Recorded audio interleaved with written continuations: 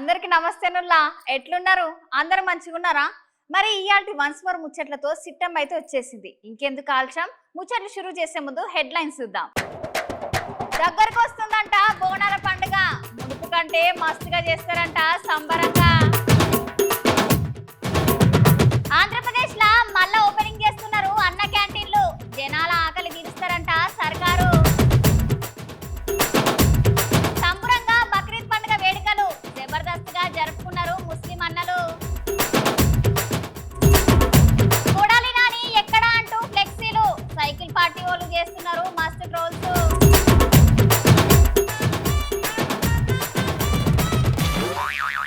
కాక మంచి యాటపోతుని మాట్లాడే ముందే చెప్తున్నా మళ్ళీ అప్పుడు డిమాండ్ ఎక్కువ ఉన్నదని రేట్లు ఎక్కువ చెప్పొద్దు చెప్తున్నా ఇప్పుడే భయాన్ని ఇచ్చేస్తా అరే శేఖర్గా మన ఊర్లో నాటుకోలు ఏమైనా దొరుకుతాయారా ఒక 4-5 కావాలరా జరుంటే చూడు రాదు అవునులా మొక్కు నుల్లోళ్ళందరూ ఇప్పటికి అన్ని తయారు చేసుకుంటున్నారు ఎందుకో ఈ పాటికే మీకు అర్థమై ఉంటది కదా ఇల్లం పల్లెం కుడుకలు బెల్లం తర్వాతన యాపకమలు చేసెను ఆషాఢ మాసం బోనాలకు ముస్తాబైతుంది భాగ్యనగరం. వచ్చే నెల 7 తారీఖు నాడు అంటే ఐతారం నాడు నుండి షురు అవుతున్నాయి బోనాలు. జూలై 7 తారీఖు నాడు గోల్కొండ అమ్మవారికి తొలి బోనం చెల్లిస్తారు.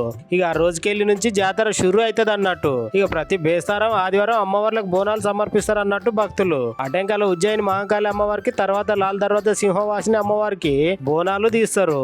ఈ 7 పండుగ ఎట్లెట్లా చేయాలి, ఈసారి ముందటేడాది కంటే ఎంతమంది భక్తులు వస్తారు, వాళ్ళకి ఎట్లాంటి సౌలతులు ఏర్పాటు చేయాలని చేగుర్తు సర్కారు కొండ సురేఖ సీతక్క మేడం ఇద్దరు కలిసి ఆఫీసర్లతో మీటింగ్లు పెట్టిర్రు. రాష్ట్ర పండుగ కాబట్టి అన్ని గుళ్ళ దగ్గర సౌలతుల కోసం అన్ని ఏర్పాట్లను చేయాలని నిర్ణయించిండ్రు. ఇక ఇప్పటికే గుళ్ళకు రంగులు వేసుడు చుట్టుముట్టు రోడ్లను మంచిగా చేసుడు సురు చేసిర్రు. తల్లులకు బోనాలు చెల్లించి ఆటపోతులు కోసి కళ్ళు శాఖ పోసి మొక్కుకుంటారు. ఇక శివసత్తులు డ్యాన్సులు పోతురాజుల ఆటలు ఢిల్లెంపల్లె మూతలు మస్తు జోరుగా ఉంటాయి. ఇక పట్నంలో బోనాలు అయిపోగానే ఊర్లో శ్రావణ బోనాలు షురు అవుతాయి. అవునోళ్ళ వచ్చే 2 నెలలు ఇటు పట్నంలో అటు ఊర్లలో బోనాల సప్పుడే వినిపిస్తుంది. ఇక గతంలో కంటే కూడా ఇంకా వైభవంగా మేము నిర్వహించి సీఎం గారి నుంచి 25 కోట్ల ఫండ్కు మేము ఈ కమిటీ ద్వారా ఈరోజు మేము ప్రపోజ్ చేయబోతా ఉన్నాం. గతంలో ఒక 15 కోట్లు ఇచ్చుకుంటూ పోతే అరకొర సౌకర్యాలు ఉండడం వలన కొంత భక్తులు ఇబ్బంది పడ్డారు.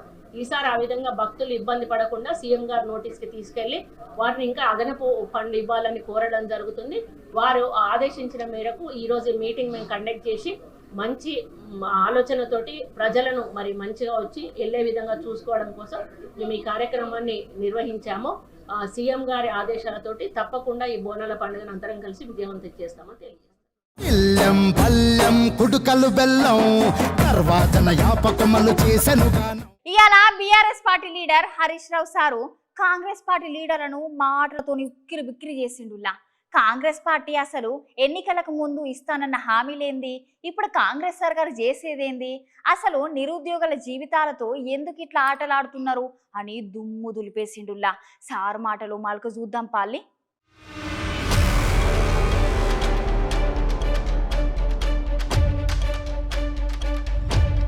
అవునల్లా ఇవాళ హరీష్ రావు సారు తెలంగాణ భవన్ లో మీటింగ్ పెట్టి మరీ చేగుర్తు పార్టీ లీడర్లను పొట్టు కరుచుకున్నాడు.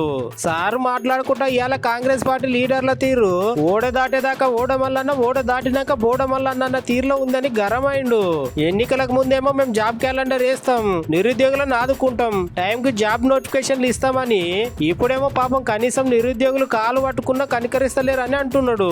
నిరుద్యోగులు వచ్చి అసెంబ్లీలో మమ్మల్ని అడగమని అంటున్నారని, ఎలక్షన్ల ముందు మమ్మల్ని రెచ్చగొట్టి తీసుకొని వెళ్ళారని, ఇప్పుడేమో జాబ్ క్యాలెండర్ లేదు ఏం లేదు, కనీసం చదవనికి సుత టైం ఇవ్వకుండా వెంటనే పరీక్షలు పెడుతున్నారని, ఇదేనా పాలన అని మస్తుగా విమర్శలు చేసిండు.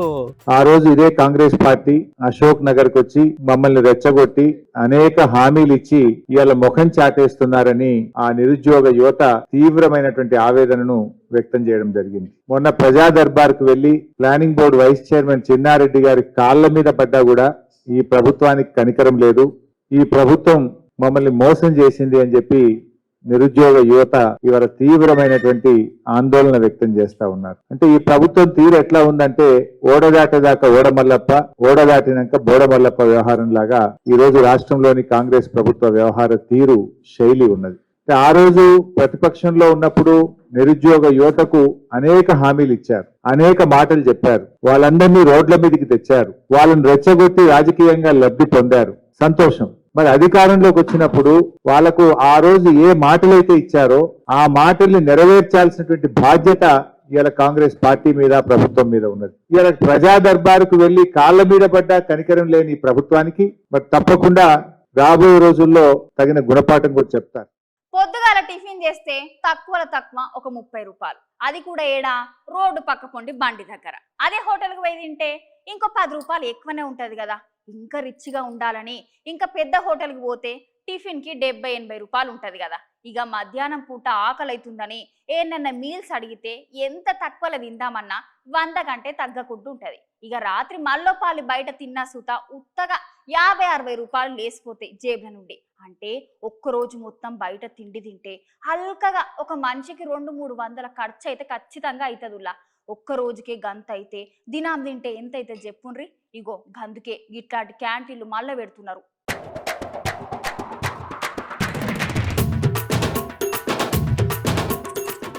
అన్న క్యాంటీన్లో ఒకప్పుడు ఈ పేరు ఆంధ్రప్రదేశ్లో ఏడా చూసినా వినిపించేది. క్యాంటీన్లు కనిపించాయి, పేదోళ్లకు కడుపు నిండా బువ్వ పెట్టేవి. రాష్ట్రంలో ఏ ఒక్క పేదోడు సుత పస్తులు ఉండకపోయేది. మంచిగా ప్లేట్ నిండా అన్నం, పప్పు, పెరుగు, సాంబార్, చిన్న పెద్ద అనే తేడా లేకుండా కడుపు నిండా తినేటోళ్ళు. ఉత్త 5 రూపాయల కమ్మటి బువ్వ పెట్టేది. ఇక పొద్దున, మధ్యాహ్నం, రాత్రికి ఎప్పుడు తినే చాలా తక్కువకే కడుపు నిండా భోజనం పెట్టేది. కానీ జగనాల సర్కార్లో అన్న క్యాంటీన్లను తీసేసిర్రు. అప్పుడు చాలా లొల్లులే అయినాయి, పంక పార్టీ లీడర్లకు, సైకిల్ పార్టీ లీడర్లకు. అప్పటి సంది రాష్ట్రంలో ఉన్న క్యాంటీన్లు కనబడలేగా. కానీ ఇక ఈ ఎలక్షన్లలో సైకిల్ పార్టీ భారీ మెజార్టీతో గెలుచుతోని మునుపు మూతపడ్డ అన్న క్యాంటీన్లకు ఇప్పుడు మళ్ళా షురువు చేయబోతున్నారట. ఇంకో 2-3 వారాలలో దగ్గర 100 క్యాంటీన్లు తెరుస్తారంట. దీని మీద చంద్రాల సార్ మస్తు సీరియస్ గా అధికారులను ఆదేశించిండట. అయితే మునుపు లెక్కనే మల్లోపాలు ఈ క్యాంటీన్ల నిస్కాన్ వాళ్ళకి ఇయ్యాలనా, లేకపోతే కొత్త టెండర్లు పిలిచి కొత్త వాళ్ళకి ఇయ్యాలనా అని చంద్రాల సారు ఆలోచన చేస్తున్నాడట. మునుపు సైకిల్ పార్టీ అధికారంలో ఉన్నప్పుడు ఈ అన్న క్యాంటీన్లలో ఏం తక్కువ 4,60,00,000 ప్లేట్ల ఆహారాన్ని పేదోళ్లకు, కూలీలకు అందజేసినామని సార్ చెప్పిండు. మళ్ళా గట్లనే 600 అయినా ఇంకో 2-3 వారాల్లో అన్న క్యాంటీన్ ఓపెనింగ్ చేయాలి. రాష్ట్రంలో ఆకలితో అలమటించే చిన్నారులు, కాలి గడుపుతో ఉండే పేదోళ్లు ఉండొద్దని సైకిల్ పార్టీ అధినేత నారా చంద్రబాబు సారు చెప్పిండోళ్ళ.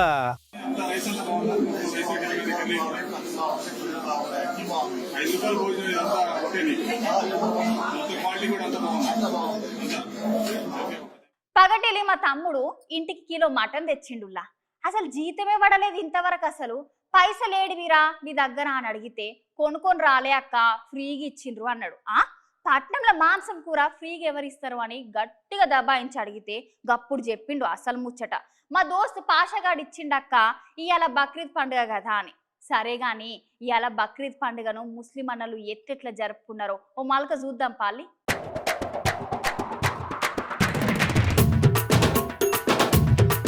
భాగ్యనగరంలో బక్రీద్ పండుగ మస్తు సంబరం అనిపిస్తుంది. మసీదా దగ్గర ముస్లిం అన్నలు నమాజులు, ప్రార్థనలు చేసి అల్లాను కొలుసుకుంటున్నారు. అలాయ్ బలాయ్ తెలుపుకొని ముబారక్లు చెప్పుకున్నారు అన్నలు. పండుగతోని పాత బస్తీ కొత్త కాలం వచ్చింది. తెలంగాణ అంతటా గిట్లనే జరిగిందోళ్ళ. ఇక ఢిల్లీ, కలకత్తా, మద్రాసు, ముంబై, కాశ్మీర్ల గిట్ల అన్ని రాష్ట్రాల పండుగను మస్తు అంటే మస్తు సంబరంగా చేసుకున్నారు. అంతేకాదోళ్ళ నమాజ్ అయిపోయినాక గుర్బాని సుత్తి ఇచ్చిర్రు. అంటే గొర్రెలు, మేకలు బలిచ్చి వాటిని పచ్చి కూరని మళ్ళా 3 భాగాలు చేసి ఒక భాగం వండుకొని మిగిలిన 2 భాగాలను పేదలకు, చుట్టాలకు వంచి పెడుతున్నారు అన్నట్టు. ఇట్లా చేసుడు ఆచారం. ఇక పండుగ కదా అని చెప్పి మాంసానికి మస్తు రేట్లు పెరిగినాయి. బక్రీద్ పండుగను ముస్లిం అన్నలు త్యాగానికి గుర్తుగా చేసుకుంటారు. అయితే వెనకట అన్నట్టు సాక్షాత్ అల్లా కోరితే వాళ్ళ కన్న కొడుకునే బలియానికే రెడీ అవుతాడంటే ఓ భక్తుడు. ఎమ్మటే అల్లా ప్రత్యక్షమై మనిషిని మాయం చేసి గొర్రెను సృష్టిస్తాడు. ఇక అప్పటికెళ్ళి ప్రతి ఏడాది ఈ పండుగ చేస్తున్నారు. కొందరు పండుగ పూట మక్క కొలుసుతా అల్లాని దర్శనం చేసుకుంటారు. ఇవాళ బక్రీద్ పండుగ కాబట్టి వన్స్ మోర్ ప్రోగ్రామ్ తరపున ముస్లిం అన్నలకు, అక్కలకు, తమ్ములకు అందరికి బక్రీద్ శుభాకాంక్షలు. ఇస్లామిక్ క్యాలెండర్ ప్రకారంగా 12వ నెల వచ్చేదే బక్రీద్ పండుగ. రంజాన్ పండుగను పురస్కరించుకొని 70 రోజులు, దాదాపు 70 రోజుల తర్వాత మరి బక్రీద్ పండుగ రావడం జరుగుతుంది.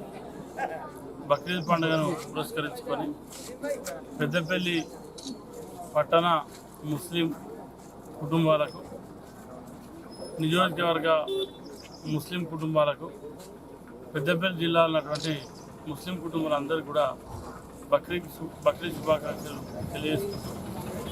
మరి ఏదైతే ఇవాళ ఈ బక్రీద్ సందర్భంగా త్యాగానికి ప్రతికైనటువంటి ఈ బక్రీద్ పండుగను పురస్కరించుకొని మరి చిన్న పెద్ద తేడా లేకుండా అందరూ కూడా ఎంతో కొంత వారు సంపాదించిన 10 రూపాయలల్లో సంవత్సరం పాటు 1 రూపాయి అన్న ఖర్చు పెట్టాలనేది మరి ఇస్లాం మత పెద్దల బోధన ప్రకారంగా మరి చాలామంది ఈ కార్యక్రమాన్ని చేయడం చాలా సంతోషకరం. అనుకున్నట్టుగానే చేగుర్తు సర్కారు మస్తు జోరు చూపిస్తున్నదిలా. ఇప్పటికే ఎలక్షన్లలో ఇచ్చిన హామీలు ఒక్కొక్కటి షురూ చేస్తున్నారు. అచ్చుగట్లనే ఇప్పుడు సుత మళ్ళీ హామీ మొదలు పెడుతున్నారట. అవునులా, గట్లనే అనుకున్న టైంకి అనుకున్నట్టుగా 2 లక్షల రుణమాఫీ చేస్తా అని అంటున్నారు హస్తం పార్టీ లీడర్లు.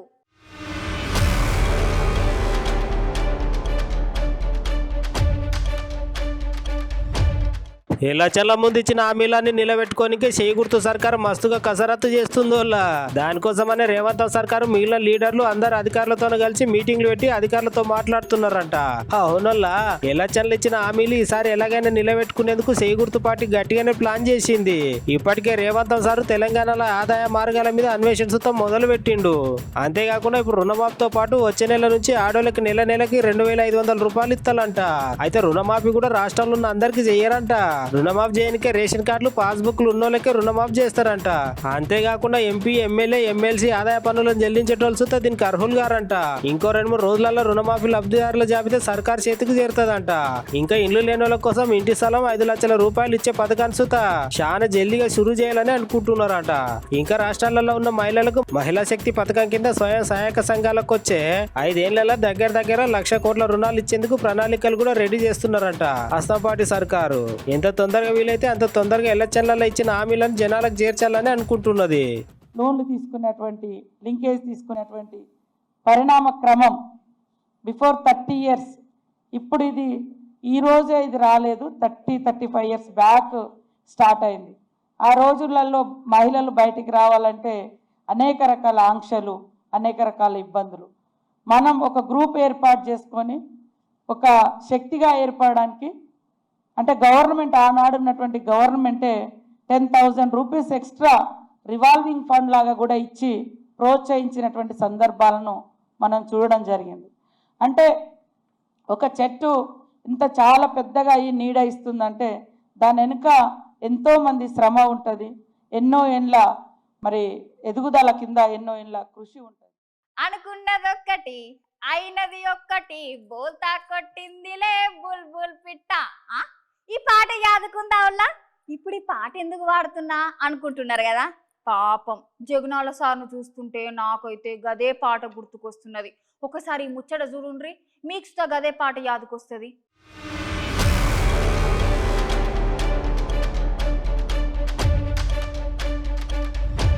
ఆంధ్రప్రదేశ్ రాష్ట్ర మాజీ ముఖ్యమంత్రి వైఎస్ జగనాల్ సార్ ఉన్నాడు కానోళ్ళ. పాపంగా సార్ ముచ్చట తీరక ముందే పదవిలోకి వెళ్ళి దిగిపోయినట. సార్ ఎంత కాయశ్వాడి కట్టుకున్న రాజమహల్ లాంటి భవనంలో ఒకసారి సుత అడుగుడు పెట్టక ముందే కథ కాశీకి చేరినట్టు అయిపోయాయని cycle party MLA Ganta Srinivasarao sir నవ్వుకుంటా గిట్లా అనబట్టే. ఆంధ్రప్రదేశ్ లో ఉన్న విశాఖపట్నం దగ్గర ఋషికొండల్ని తవ్వుకొని సర్కారు బంగ్లాలను కడుతున్నామని చెప్పి ఇవి రాష్ట్రపతి, ఉపరాష్ట్రపతి, ప్రధానమంత్రి రాష్ట్రానికి వచ్చినప్పుడు ఉండనీకి అని చెప్పి జగనాల్ సారు దగ్గర 500 కోట్ల ప్రజల సొమ్ముతోటి గింత అందమైన భవనం కట్టించుకున్నాడని ఒకసారి మీరే చూడు ఎట్లుందో. బాప్రా, ఇది రాజభవనమా సర్కారు కట్టిన విడిది గృహమేనా అని అనిపిస్తది. అంత అందమైన భవనాన్ని కట్టించుకొని అందులో ఒక్కసారి అన్న కూడా కాలు పెట్టక ముందే పాపం పంకపాటి సర్కారు పత్త లేకుండా వాయే. మునుపు సద్దాం హుసేన్ బల్లర్ల గాలి జనార్దన్ దాన్ని తల్లదన్నేటట్టు వాళ్ళకంటే ఇంకా చాలా ఖరీదైన విలాసవంతమైన నిర్మాణాన్ని నిర్మించుకున్నాడు జగన్ సారు. ఒక్క బాత్రూమ్ కే 26 లక్షల రూపాయలు ఖర్చు పెట్టి కట్టిర్రంట. మళ్ళా ఎట్లయినా అధికారాలకు వస్తాననే ధీమతోని భార్య గిఫ్ట్ గా ఇద్దామని గింత అందమైన బిల్డింగ్ కట్టిస్తుండని మస్తుగా విమర్శలు వచ్చినాయి. ఇక ఒక దిక్కు సైకిల్ పార్టీ లీడర్లు అట్లా విమర్శలు చేస్తుంటే ఇంకో దిక్కు పంకపాటి లీడర్లు ఇగో ఇట్లా ఎదురుదాడికి దిగిర్రు. ఈ బిల్డింగ్ స్టార్ట్ చేసిన దగ్గర నుంచి కూడా అన్ని వివాదాలే. ఎందుకంటే ఈ ఋషికొండ ఏదైతే హిస్టారికల్ ఇంపార్టెన్స్ ఉన్న కొండని, ఆ పచ్చటి గ్రీనరీగా ఉన్న కొండని విధ్వంసం చేసి దీన్ని బోడిగుండు చేయడం కానీ, లేకపోతే లాభాల్లో నడుస్తున్న టూరిజం దాన్ని ధ్వంసం చేసి ఇక్కడ ఆయన క్యాంప్ ఆఫీసర్ని చెప్పి కట్టుకోవడం కానీ దాన్ని క్యాంప్ ఆఫీసర్ని ధైర్యంగా చెప్పి కట్టే ధైర్యం కూడా చేయలేకపోయారు. ముందు టూరిజం అన్నారు, లేకపోతే దీనికి రకరకాల పేర్లు చెప్పారు. దీన్ని 5 స్టార్ హోటల్ అన్నారు. కొంతకాలం లేదు ముఖ్యమంత్రి క్యాంప్ ఆఫీస్ అన్నారు. చివరికి వెబ్సైట్లో పెట్టి మళ్ళీ దాన్ని కూడా ఒట్టిదే ఇది కరెక్ట్ కాదు, ఇది చివరికి టూరిజం అని చెప్పి కూడా చెప్పడం జరిగింది. దాని ఎస్టిమేట్లు కూడా చాలా గోప్యంగా ఉంచారు.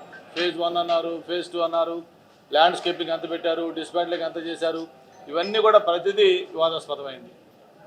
మూర్ఖుడు రాజు కన్నా బలవంతుడు అని చెప్పారు. కానీ ఆ మూర్ఖుడే రాజు అయితే ఎలా ఉంటుందో మనం చూసాం. అంటే ఒక రూల్ లేదు, ఒక రిథం లేదు, ఒక లాజిక్ లేదు, ఒక పద్ధతి లేదు. తన మనసుకు తోచిన విధంగా ఆయన చేసుకుంటూ పోయి ఈరోజు ఈ రాష్ట్రానికి ఇటువంటి దుస్థితి ఇచ్చాడు. ప్రభుత్వం చేపట్టేటువంటి కార్యక్రమాలని, ప్రభుత్వం చేపట్టేటువంటి నిర్మాణాలని పూర్తి చేసేటువంటి కార్యక్రమం చేసి దాదాపు 4-5 నెలల క్రితం వాటిని ముహూర్తానికి సంబంధించి మంచి రోజు అని చెప్పి వాటిని ప్రారంభించేటువంటి కార్యక్రమాన్ని కూడా ఆ రోజు మేము చేయడం జరిగింది. అయితే ఇప్పుడు చేస్తున్నటువంటి దుష్ప్రచారం అంతా కూడా అదేవో సొంత భవనాల్లాగా, ఈరోజు ప్రభుత్వం వారు ఉన్నారు, ప్రభుత్వంలో వారు ఉన్నటువంటి సందర్భాలు, ప్రభుత్వం దాన్ని ఏ రకంగా ఉపయోగించుకోవాలనేటువంటిది చూడడం మానేసి రేపు రానటువంటి కాలంలో రాష్ట్రపతితో లేకపోతే గవర్నర్ గారో లేకపోతే ఇతర పెద్దలో వచ్చినప్పుడు దాన్ని ఏ రకంగా ఉపయోగించుకోవాలి అనేటువంటిది చూడడం మానేసి దాన్ని ఇంకా జగన్మోహన్ రెడ్డి గారు ఇల్లులాగే చిత్రీకరించేటువంటి ప్రయత్నం చేయడం అనేటువంటిది సమంజసం కాదు. దాన్ని తీవ్రంగా ఖండిస్తా ఉన్నాం. కాపాడితే ఒక్కోసారి ముంచేస్తే కూడా అవునులా ఒక మాట అనేటప్పుడు, మాట ఇచ్చేటప్పుడు చాలా ఆలోచించుకోవాలి. లేకపోతే ఇగో మన కొడాలి నాని సార్ లెక్క అవుతుంది సైన్మా. నోరు ఉన్నది కదా అని ఏది పడితే అది మాట్లాడితే మొదటికే మోసం వస్తుంది.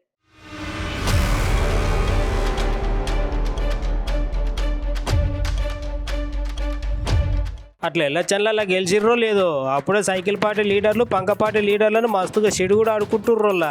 ఎల్లచల్ల ముందు ఒక మాట, తర్వాత ఇంకో మాట. ఎల్లచల్ల ముందు పెద్ద పెద్ద శపథాలు చేసిన పంక పార్టీ లీడర్లు ఇప్పుడు పత్తా లేకుండా పోయిరని అంటున్నారు. ఇప్పుడు ఈ ముచ్చట ఎందుకు చెప్తున్నా అంటే మన కొడాలి నాని సార్ ఉన్నాడు కదా, అదేనోళ్ళ ఫ్యాన్ పార్టీ లీడరు. ఇంకా సార్ ఎల్లచల్ల ముందు ఈసారి కుప్పంలో చంద్రాల సార్ అస్సలు గెలవడని మస్తుగా మాట్లాడిండు కదోళ్ళ. కానీ కథ మారిపోయే, రాశి చక్రం రివర్స్ అయిపోయా అన్నట్టు అయిపోయింది సార్ కథ. ఈసారి పంక పార్టీ పత్తా లేకుండా పోయేసరికి ఇక సైకిల్ పార్టీ లీడర్లు అందరూ నాని సారు కుప్పంలో మా చంద్రాల సార్ గెలిచిండు, మరి మీ రాజకీయ సన్యాసం ఎప్పుడని తెలుగుదేశం పార్టీ లీడర్లు మస్తుగా పోస్టులు పెడుతున్నారు. అంతేకాదు వాళ్ళ ఏకంగా కొడాలి నాని సార్ ఫ్లెక్సీలు సుతా పెడుతున్నారు. అగో మీరే చూడండి, కుప్పంలో చంద్రబాబు గెలిస్తే రాజకీయాలు వదిలేసి ఆయన బూట్ పాలిష్ చేస్తూ ఆయన కాళ్ళ దగ్గర పడుకుంటాని ఛాలెంజ్ చేసిన పిరికి సన్యాసి కొడాలి నాని ఎక్కడ దాచుకున్నావు, బయటికి రారా పిరికి సన్యాసి అనుకుంటా సైకిల్ పార్టీ లీడర్లు ఫ్లెక్సీలు కట్టి నానా రచ్చ చేస్తున్నారు వాళ్ళ. అందుకే మాటలు అదుపులో పెట్టుకొని మాట్లాడితే ఇట్లాంటి తిప్పలు తప్పుతాయి అంటున్నారు కొందరు.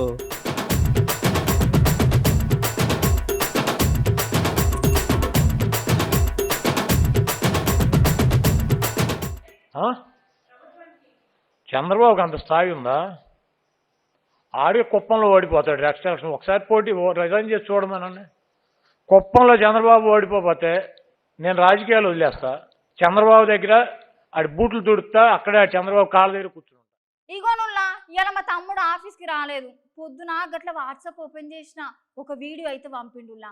అమ్మా ఆ వీడియో ఓపెన్ చెయ్యగానే పొద్దుటి నుంచి ఒకటే నవ్వుతునుల్లా. మీరు సీత ఈ వీడియో చూస్తే మాత్రం ఖచ్చితంగా నవ్వి నవ్వి చచ్చిపోతారుల్లా. ఇంకా ఆలస్యం దేనికి చూడండి.